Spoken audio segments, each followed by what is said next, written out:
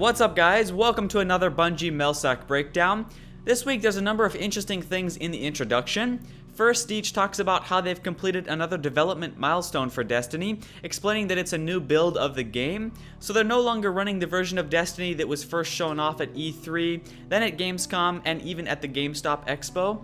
The Guardians we saw in those demos have been wiped, and everything starts fresh again on the updated build. Just to be clear, that doesn't necessarily mean that any items or anything else from those demos was deleted, just that the player data has been wiped, since they're now running on a new build. I'm personally hoping that this new build might be shown off at Eurogamer, which is at the end of the month. We know that the life-size Fallen statue will be there, but we haven't been told how big of a showing Destiny will have.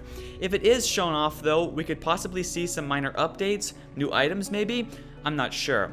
Perhaps with the new build they'd even be ready to show off more of the world, although I don't think we should get our hopes up too much. Next, he talked about their anticipation for when the game launches, saying, "The bright and hopeful future that we can envision during a playtest is that shining moment when our game will be filled with a thriving population that makes it complete. Playlists will come to life, public spaces bustle with activity, arenas thunder with detonating ordnance and exciting chatter."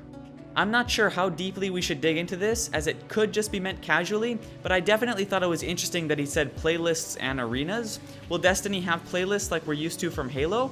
Will it have PvP arenas? I'm thinking that playlists could just be a list of activities or missions we can do, and arenas might just mean play spaces out in the world. But you never know. The last thing he discussed was the podcast, saying that last night, 5 of them went into a soundproof room, a room normally used to record all types of sound effects, and discussed Destiny, especially guns, lots and lots of guns. He did add that some of what they said will be stricken from the record, as things can veer off course into dangerous waters. But the rest will be released as the podcast sometime soon. I think that sounds pretty exciting, I'm looking forward to it.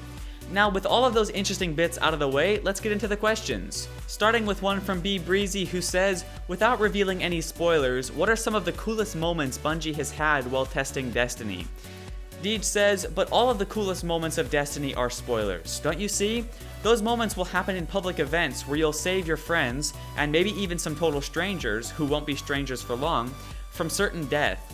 Or they could happen in a moment of solitude that's home to a revelation about what befell humanity's lost golden age.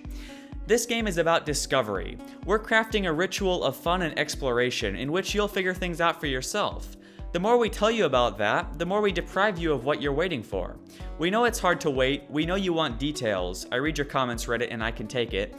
The game is the thing, and we won't compromise that for the sake of the sack." Then saying, "To honor our vision of what it will be like to play Destiny, we must be coy. We do this not to tease you, but to serve you." After that, he hands it over to the panel, who gives a few responses, one of which caught my eye. Chase says, "Walking through a level and running into another player for the first time was amazing. I wasn't sure if it was an NPC or a player at first, and then he waved at me. I sent him an email just to double check, then we teamed up to kill some Fallen." Now, the talk of NPCs got me interested. We haven't heard much about friendly NPCs yet, although I would imagine there'd have to be quite a few in this city. But the fact that he confused a player with an NPC makes me think that there has to be friendly NPCs that look similar to players, otherwise, he wouldn't have been confusing them like that. So I thought that was interesting. Moving on to a comment from Steven, or Stefan, "How has it been developing a game for multiple formats after sticking to just one format for so long?" Deej says, "We get to invite more people to explore those worlds. Our community can welcome new players who may have never experienced a Bungie game before. Developing a cross-platform game is hard, but the perks outweigh the pain." Moving on to a question from Trevor, "Is there a sort of matchmaking system?" Deej says, "Yes, there is. To populate a living social world with heroes, you need a system to unite them. As you fight for survival on the battlegrounds of your favorite destinations, you'll be aided by other brave guardians who swoop in to be your wingman for as long as you want one." Then saying, "Of course, that's only one element of Destiny's multifaceted world. There are other systems, like Fireteam Formation for example, that we're building to allow you to play what you want with the people who matter to you the most." I know that was pretty basic, but I thought I should still point it out. Now, Trevor here also won the Destiny trading card set that was offered out on Twitter, so congrats to him. Next, Liam asks, "We've heard that Destiny will be at Eurogamer in London. What can we expect to find there?" Deej says, "If memory serves, there was a fallen captain who chewed through his leash and gave us the slip last time we crossed the pond." So those hints there, along with something I just saw on Twitter from Activision's Keith Cox, basically confirms that the Fallen statue will be at Eurogamer. We have no idea what else will be there, what kind of a show they're making, but hopefully it'll be a decent amount.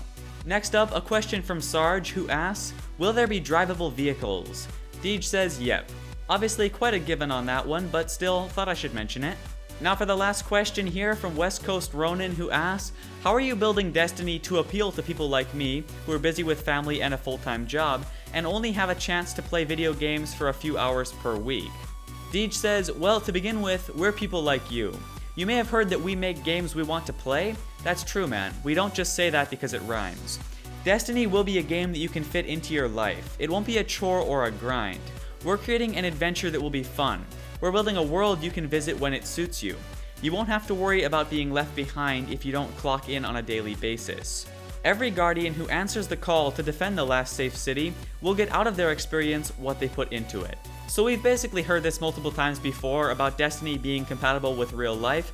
Personally, I think that sounds quite cool. I'm not a huge fan of having to grind for ages just to get anywhere, so I think that sounds great. Anyways guys, that's it for this week's Mail Sack Breakdown. I hope you enjoyed. Be sure to subscribe to stay up to date on all the latest Destiny news. Thank you very much for watching, and I'll see you in the next update.